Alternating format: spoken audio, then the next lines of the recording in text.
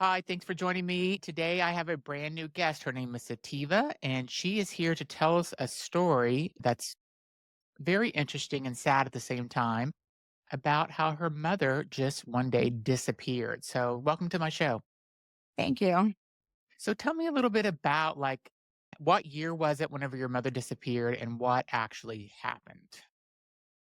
I don't have the exact year. It's around 84, 85, maybe, it's around that era, early 80s. I was young and my mom was running around with the wrong crowd. Before she disappeared, she was hanging around with the wrong people. And my dad told her she needs to stop hanging out with those people, get her crap straight in order to be in my life. So she says, okay, well, And they were before that, divorced. yes, they were divorced because they were married and divorced in 1977. Okay. While my mother was pregnant and they were divorced before I was born. So Okay. in that 9 months, they were married and divorced. So they didn't have really a long-standing marriage. Okay. So my dad and her had a good relationship, and it was always about me and my sister. My sister has a different father. Now, Is your my sister older or mom, younger? my sister's younger.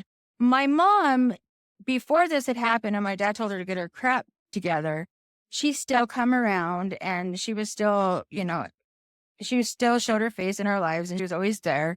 My mom made it a point to come and see us every holiday, everything. If it said a holiday on the calendar, she was making an excuse to come see us to bring us a gift. Okay. I mean, as far as even Martin Luther King Day, Jr. Day, she would bring us a gift just as an excuse to come see us and bring us something. This went on for about 2 or 3 years after my dad had told her to get her crap together. I was just telling my son that one day, I can't remember what the holiday was, she had come over and she had brought me this fur coat. It was a bunny, like a rabbit fur coat, Okay. and it was really coarse and ugly as crap. I remember that. But she paid a lot of money for it and she was so happy. And it was the 80s. I was just like, oh my gosh, it's so hot. I tried to wear it a couple of times and it was just too fancy for us, for me, anyways. So I always kept it. But then that was the last time I ever seen her when she gave me that jacket, that coat. So I always held on to it and it was always in a closet that was always there for me to remember. And so, and then one day she just never came back. And so we started researching a little bit more. And my dad found out that my mom was talking about getting a job at the Red Garter State Line or Wendover, Utah, on the border. She ended up getting that job. And what happened is she contacted my grandfather. My grandfather said that he had picked her up with some unknown man. No one knows his identity, what he looked like. No one knows his ethnicity. No one knows anything about him. My grandfather picked him and her up, gave them a ride to the Greyhound bus station, and gave her a $50 bill. And she's wiped off the face of the earth from that day forward. He just dropped her off with this man. And the thing is, my grandfather and my mom never really had a close relationship. My mom was in and out of foster homes. He didn't have time for my mom when he was younger. He despised my mother's mother, I guess you could say, my grandmother, Mhm. because there was the three of them, the siblings, that he treated differently. We actually have 12 siblings now. So they're the first three, is my mom, her sister, and a brother. Okay. So all three of them, my mom disappeared. My mom's sister abandoned her two children, went to Washington, remarried, and started a new family, and then ended up getting killed. Wow. Okay. Yes. And so all this came upon, and when we found out she was killed, then so the two sibling or the two kids that she had here was a boy and a girl. They were the same age as my sister and I. And they were being raised by their father too. They had a rough life. My sister, I mean, she had a, I mean, she, our upbringing was okay. You know what I mean? But it's still, we needed our mom. And Everybody then needs their mom. for her just to disappear was really ironic because, like I said, we were her everything. She made some mistakes along the way. I mean, of course, making bad decisions and men, but she always made it a point to see us just for silly holidays. If it said a full moon on the calendar, she would think it was a holiday and come with a gift. That's just the type of mother she was. She wanted to be there all the time. Her just bad choice of men. She had really bad choice of men. She was dating a few men that were in and out of prison. One man she was involved with a lot, but she wasn't involved when she disappeared. He had just gotten out of prison for a different crime, but he was on the radar for a cop's murder Okay. here in Utah. They never actually had the evidence, but they knew it was him. That's a possibility they're thinking. Then there was another boyfriend of hers. She just had a really bad choice in men. Mhm. My dad was there for her and support her. But then when she just disappeared and not a sound, not a whistle, not nothing. And then I was in the third or fourth grade. So between 8 and 9. How did you know that she was missing? You thought that she went to this new place to get a job as a cocktail waitress, but did it take like you're like, okay, well, I haven't heard from her. She hasn't called. She hasn't. The next holiday, like you said, came up and she didn't show up. How long did it take you to realize that she was actually missing? My dad realized it. I was young. I don't really remember, but my dad realized that she was missing after he hadn't heard from her for a couple of days to call and check on me or see how I was doing. She would still call consistently, you know what I mean, and talk to us. And, you know, I got vivid memories of her. It's just really silly. And the memories I have of her, I just remember her we were her world, you know? Hmm. And my sister's dad would always say, "Oh, she just left you guys. She didn't want you. She just went to go party. She just chose men over you guys. She's probably a drug addict or an alcoholic, blah, blah, blah. And she's living the life, and you guys don't mean anything to her." And But so you we're, knew that you knew that that wasn't true because of how she treated you and interacted with you whenever you would see her. Like you said, she'd try to come on any holiday excuse to see you. So she obviously loved and Mhm. cared about you. Everybody badmouthed her and said she just left you. She left you. But my dad always stood in and said, "There's absolutely no way that she would have left you girls. Mhm. You know, if there's one thing that she would have done, she would have left this earth with us before she would leave this earth without us." So Yeah. we were her everything, you know? And yeah, she couldn't financially take care of us. My dad was a good dad financially. He was willing to take care of me. And I mean, she was fortunate in that aspect. My dad always kept the door open for her. They would always hang out. We would watch movies and stuff. But my dad says, if you can't get your shit straight, excuse me, then I don't want it around our daughter. It's your choice, if you want to make this change. And when she disappeared, my dad was like, "No, this isn't right." You know, my dad, he knew in his heart. I always felt that she's passed on my whole life. I've never really felt like she's been present, like she's abandoned us, if that makes sense. Yeah. So if you had to guess, what do you think happened? What do you And think happened the if you had to guess? possibilities that I think from, and there's other things from her background. I hate to bring it up because I don't want to. But people are treating her as if she's not somebody that's worthy of looking for. She's a mother.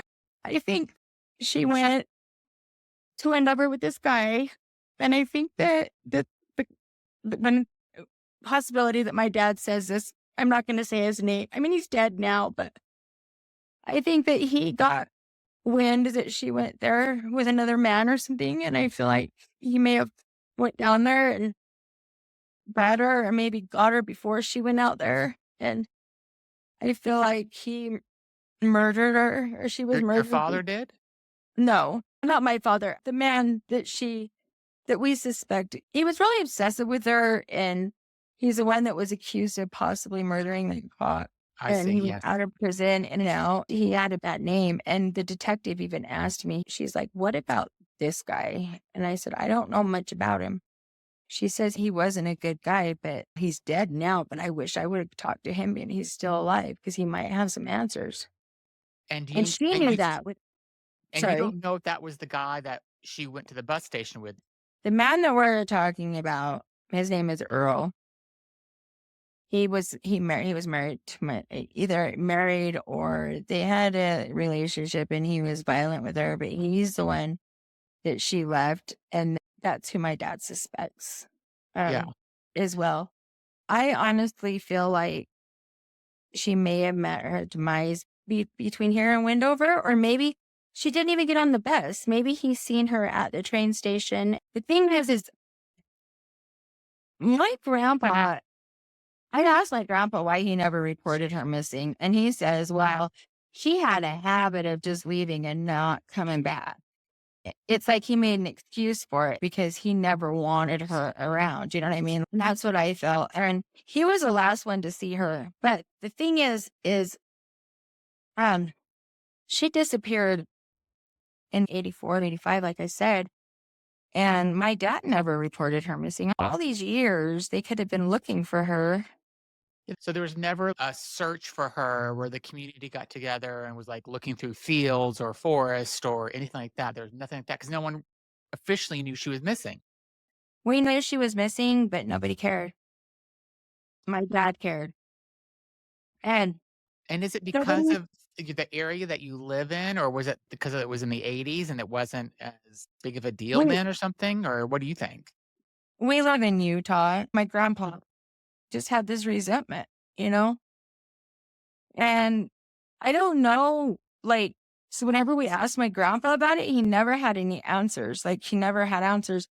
And then the funny thing is, when my mom disappeared, my dad and I had a fight, and my dad had sent me. And so she, I had a ponytail in my hair because my hair was long down to my waist. She got sick of listening to me cry. And so she slugged me in my face and my nose and smacked me in my mouth and threw me in a dark room and took my ponytail and cut it off. Oh my God. Yeah, and so it was cut almost like it was pretty bad. This is your grandmother? No, this was my grandpa's wife at the time. Mm. So she had done that and threw me in the dark room. I was in there for, I don't know, I guess it was just a couple of hours, and it seemed probably like 12 hours being a young kid. I was just sitting there crying. When I initially got there, that's when all this happened. My dad started feeling bad, so he went back to my grandparents' house to pick me up. Well, he had seen what had happened, and my dad went off on my grandpa. I didn't talk to my grandpa from that day on, like, not a word. About 15, 15 years ago, my aunt reached out to my stepmom on Facebook looking for me, um, saying that my grandpa wanted to get a hold of me because he missed me and wanted to see me. My grandpa had a way to get a hold of me for the whole 35 years that he didn't.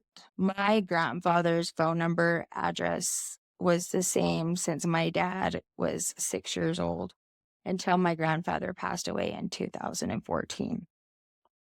So there was absolutely no reason that nobody could have gotten in contact with me. My grandpa, he always we even kept his phone number after he passed on just in case. Somebody would call. And Did anybody ever contact the bar that or the cocktail lounge that she was going to work, supposedly work well, at to see if she ever made it?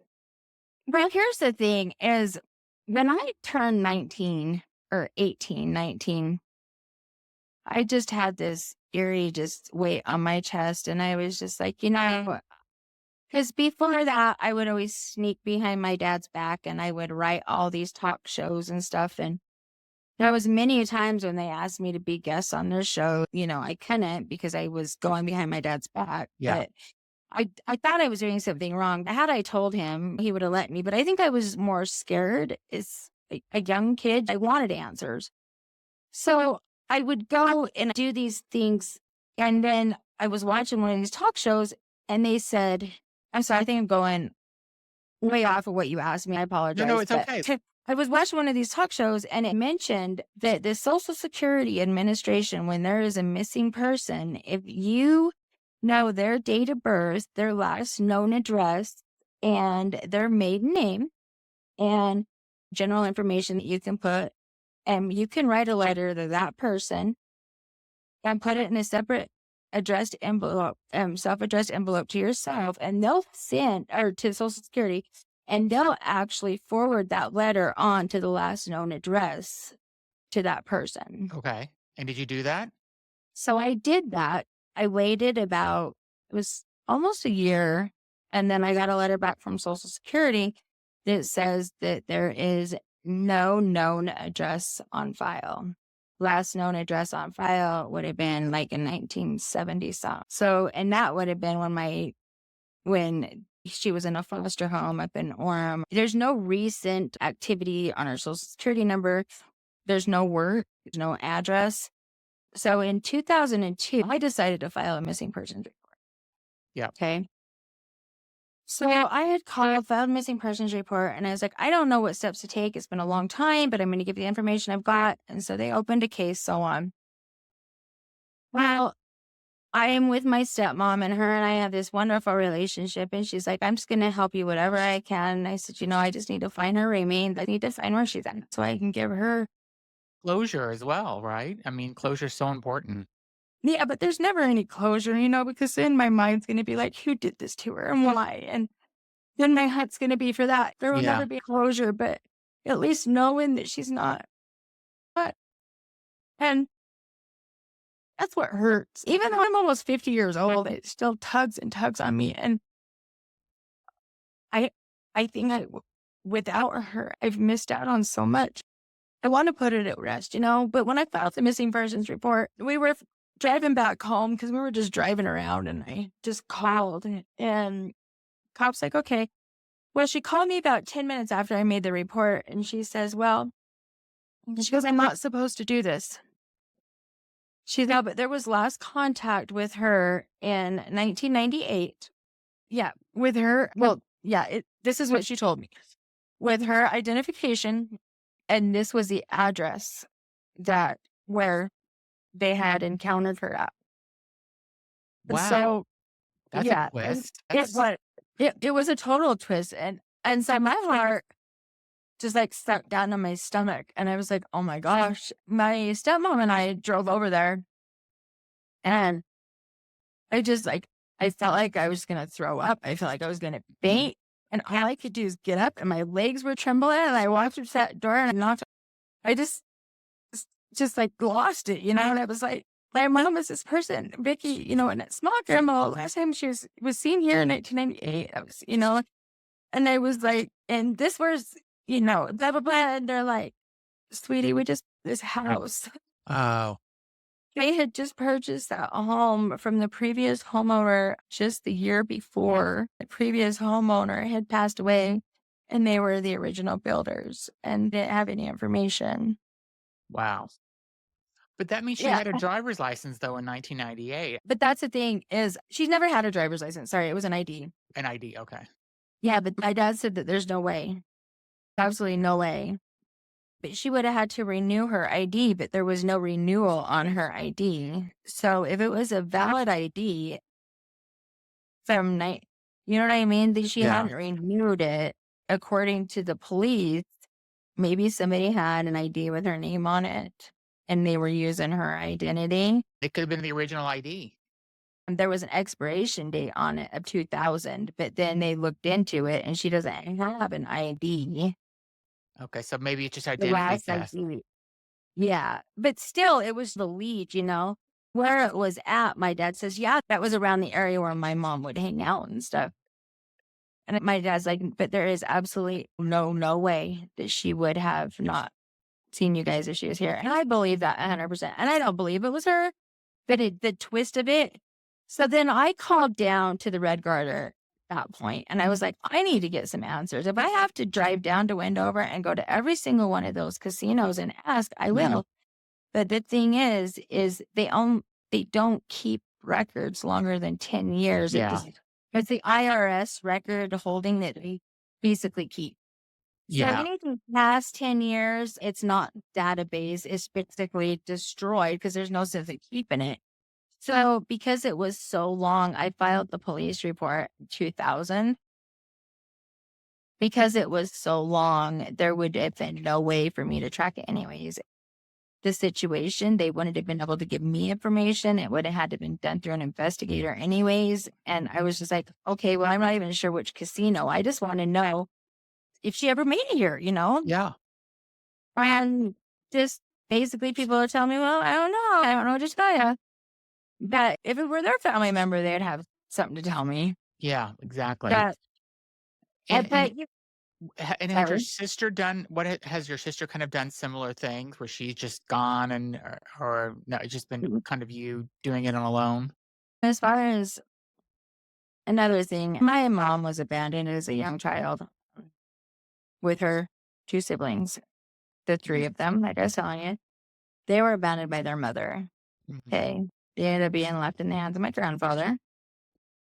My aunt abandoned her children, being left in the hands of her ex-husband, her children, her first children, and they assume my mother did the same thing. My sister has had 3 children. She chose a man, basically abandoned her 2 children. Mm. I took custody of them. I've raised them since they were 1 and 4. They're my babies, and I broke the cycle there, Yeah. you know? And I don't feel like it's a cycle with my mom, but I understand how people can say that. There's something that's not, I don't know. And like Detective Hillary, I don't remember her last name. I just call her Detective Hillary. She's the one that says, you know what? There's something not right with that story, and I don't feel right with it. Your grandfather was the last person to see your grandmother alive, and your grandfather was the last person to see your mom. Do you think there's a possibility your grandfather had something to do with it? I don't know. Okay. I can't say one way or another because it all looks suspicious and it all doesn't pan out. I'm getting stories from my younger cousins. They're like, I can't believe your mom did that. I was like, what did my mom do? They said that the stories are that my mom had abandoned my sister and I and left us in some apartment with no food or water for a couple of days until somebody came and found us. That never happened. My mother never did that. If anything, she took me to my father's house. So, what does your dad think about what did he think about it at the end? What was his conclusion? Did he think something bad, like she met the wrong guy, or like what was M his theory? my my dad and I believe that it was Earl that got, he somehow, come on, that he's somehow seen her or ran across her. Maybe it wasn't him. Maybe it was another one of her past relationships. My dad believes she had passed away. That's why I believe it as I researched it more. That's the only conclusion I can come up with Yeah. because from that day forward, nobody ever talked to her, seen her, nothing. So if you And could it's just just, find out, like if you found her remains, that would be a step forward for you just to kind of have not I don't want to say closure, like you said, it's never closure because you still wouldn't know what happened, but at least you would be able to know what happened. Because there's got to be a little bit of hope that you still have, right? That she's out there somewhere. I know she's not. My heart of hearts tells me she's not. Okay. I just, so my dad believes she's gone. I believe she's gone. I've never felt her as being present. Like, what? I don't know. I've never been like, oh, I know she's out there. I want to find her. Yeah. It's always, I know she's out there and I need to find her body. Okay. Like, I've never, and the little pictures that I have on Facebook, those are the only pictures I have of her. I actually just got a more recent one that I posted, and her and I have such striking resemblance in that picture. I never even knew that I looked so much like her. Mhm. And going back to my grandpa, when I had finally seen him after 30 something years, Mhm. that was actually 10 years ago or 11 years ago now. We went to this barbecue and he didn't stare at my sister or anything, but then I would just see him at the corner of my eye when I was just doing stuff and he would just stare at me and I would look at him and he would have a tear rolling down his eyes and I'd be like, Grandpa, what is wrong? Are you all right? And he's like, I'm fine. I'm fine. He goes, you just look so much like your mother. He goes, it's just unbelievable to me. And I was like, I do? Because I never thought I looked like her. I never knew who I looked like. Because the pictures I've had of her, none of them, I was like, I don't look like her. But the one good picture I got of her, I mean, I do. I'm like a split image of her and I can totally see it. And then when I seen that picture, my heart just sunk to the ground. It was just a different feeling.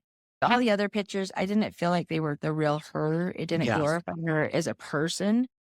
But this last picture that I got of her, I just seen just she looked so beautiful and the picture was so clear and genuine. I just bawled, and it was the hardest I've ever cried because it was like, that's my mom. Yeah. That's not these pictures that people have remade. This is her. Yeah. And she was still a baby when this all happened too. She was only 17 when I was born. She was only 22, 23 years old and she had already been married 4 times. Oh, She wow. just She always just trying to find acceptance. That's how I see it. I think she was just trying to find love, and she just couldn't find it. And I just think she found it in the wrong hands and somebody took her from me. So Somebody does have some information or they know something. How could they contact you? Is there a website or a Facebook group or something that they could go to? my Facebook group is missing Vicki. I've got the sergeant's information on there with the case number. If anybody has any information, they can feel free to contact that sergeant. I put the more recent picture on there. Since I've spoken to you last, there's been a Jane Doe that's come across and I'm waiting. She was a Jane Doe that was found in Las Vegas.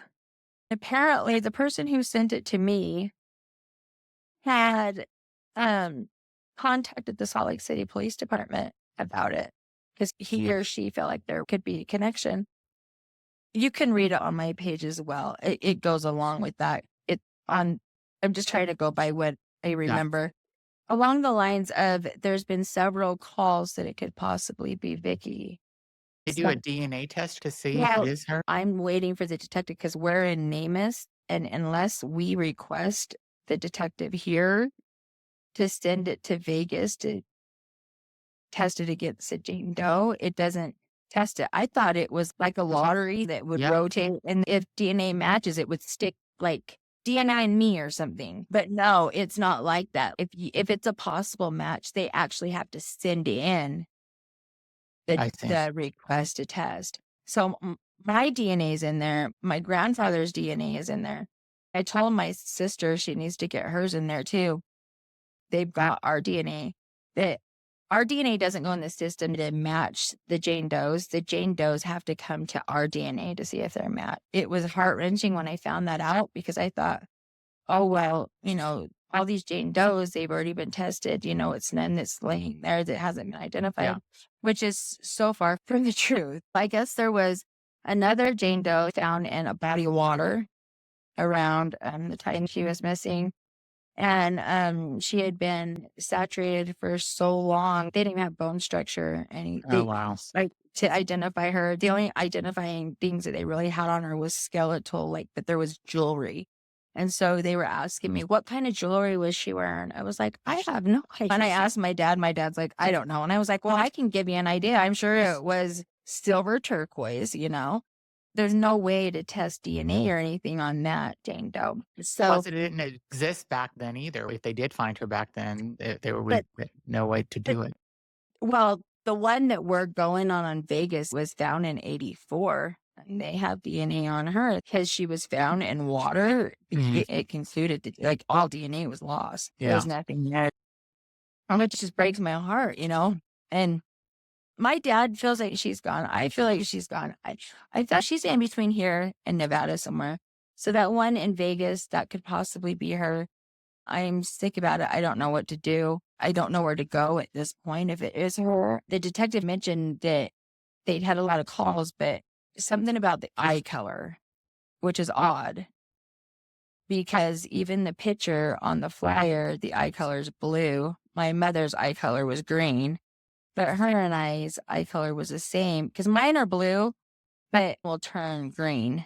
They'll turn really green. It's not a subtle change. It's really drastic, but it's the light blue and then the light green. And my sister's got the more hazelish features and hers stay one color. And according to my dad, my mom's eyes used to do the same thing. So they would go blue or green because of the contrast of our eyes. And mine are the same way. So when they say the eye color doesn't match, I don't feel like that's they Good can enough. Yeah, because my eye color, it shows blue on my driver's license. If you get me on a day, my eyes are green. So the eye color thing kind of threw me off too. I've been trying to call this detective. It's a sergeant on the case now. So I'm going to wait until Monday. If I don't hear anything back, I'm going to call back and then I'm going to call Vegas next. I was on hold with Vegas for almost an hour for the police department to try to talk to him about this case. And then I called the Utah. So I think I'm gonna probably get back on with Vegas and wait and see if I can get a hold of that detective again and then try to run it. But I'm just hoping for some answers one way or yeah. another. I hope you I do get answers. Like, I hope that you can at least get answers to something. I mean, obviously, it'd be great to find her alive, but even if you could just find out, like, at least you know for sure that you found her remains, that would be a step forward. right. I would love to find her alive, but it's just kind of you probably know what I'm talking about. Yeah, We your just gut kind of feeling is listen. telling you that she's probably not. And it has ever since I was a kid. Yeah. I've never had the resentment that she left me. It was always, she always left against her will. I never felt like she left willingly to abandon us. I feel like if anything, she would have stayed the furthest away from the abandonment side of things, Yeah. if that But the makes sense. fact that she doesn't have an ID in her name and Social Security has nothing for her, it doesn't sound like she did abandon you. It sounds like she loved you very much is because she wanted to see you as often as she could. I really appreciate you telling me your story. Can you tell me Oh, the name well, of the Facebook again? And I'll also put it in the description of the podcast whenever I launch it. I'm not exactly sure what the exact name is. I'll look it up. I have it on my phone and I'll put it in the description of the podcast. And that way anybody can go there if they have information. They can go there, they can contact you through that as well. Yes, please. And then anybody else that would like to put her story out there, please reach out to me. I'm happy to. Yeah. If anybody knows anything, even if it's the littlest thing, I wonder, do I have siblings out there somewhere? I wonder that too. But yeah, I need to find her. I found she's in the desert somewhere. That's what I felt like for years. That body in Vegas was found by an off duty officer running with his dog in a desolate area and ran across her in a shallow grave. And it was around the same time that she disappeared in 84. Right. Okay. So they've had that Jane Doe since then. And so Well, I wish you luck. You never know. Maybe you'll get something from this podcast that somebody will reach out to you and that will be the answer you're looking for. I really hope you find out something. And if you find out something outside of this podcast, please get in contact with me and I'd love to have you on to continue sharing your story. oh, I sure would. And I do appreciate you for reaching out. And again, thank you so, so much. Yeah. Thank you so much for being on. So, everyone, please be sure to go in the description of this podcast, take a look at the link and see who Vicki is. And if you know anything about it, get in touch and let us know. Thanks for being on. And I will let you know if I hear anything as well. Okay, thank you again for having me. Have a wonderful day. Thank you, you too.